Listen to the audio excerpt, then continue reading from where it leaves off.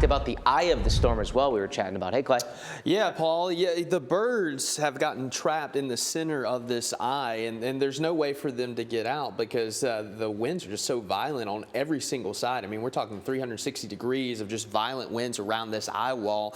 And the hurricane hunter plane that was flying through yesterday had to turn around because it was so turbulent. So it doesn't get much stronger than this. This is about as strong of a storm as you can have, and it is barreling right towards the southern coast of Jamaica, about 50 miles to the south of Kingston. Well, to the south of the coast, probably about 100 miles to the south and west of Kingston. But again, this is not going to be a good situation from Jamaica. The next 24 to 48 hours are going to be really rough. I mean, we're talking the potential for 30 inches of rain, wind gust around that center of circulation, upwards of 180, 190 miles per hour. And this is likely going to make landfall as a Category 5 storm, which would be the strongest storm to ever make landfall in Jamaica, and then potentially make landfall into the eastern tip of Cuba as a Category 4 storm. So this is just not a good situation. We'll continue to keep you updated, but look at that. Max winds 175 miles per hour, plus central pressure 901 millibars. Again, one of the strongest storms we've seen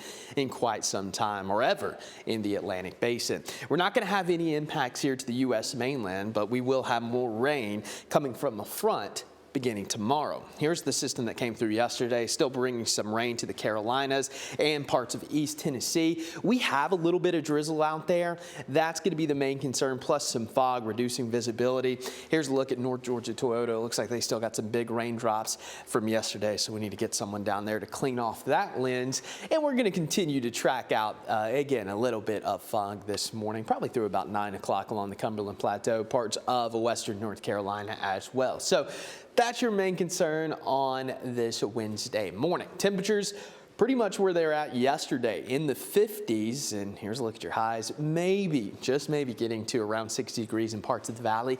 That's if we can get some peaks of sunshine, but it's going to be another overcast day, but a relatively quiet day, kind of a calm in between the two systems, because more widespread rain on the way tomorrow. Not expecting any severe weather, but we could pick up another inch or so of rain. So as we track it all out, again, not a lot going on today. A lot of cloud cover, maybe a few peaks of sunshine this evening, and then by about 3 o'clock tomorrow morning, the rain arrives. So as you're waking up with us on Wednesday, we'll be talking about more heavy rain pushing across the Tennessee Valley. That'll continue on and off for much of the day. Again, no severe weather, and by the time we get into the late evening and overnight, this is going to transition again to more of a drizzle, which could linger into Thursday morning before the rain tapers off for good. So after a very dry start to October, we are ending it with quite a bit of rainfall. Some areas had up to 2 inches yesterday. Plus, we're going to add another inch or so on that. So believe it or not, we are going to end October more than likely with a surplus of rain, which is going to end that drought as we head into November. So here's a look at your next couple of days. A lot of cloud cover, just all in all dreary weather with cool temperatures in the 50s. And then Halloween, we have the sunshine breaking through, highs of around 61. But notice Friday night, dropping down into the 30s. So it's going to be chilly as you're heading out to do some trick-or-treating.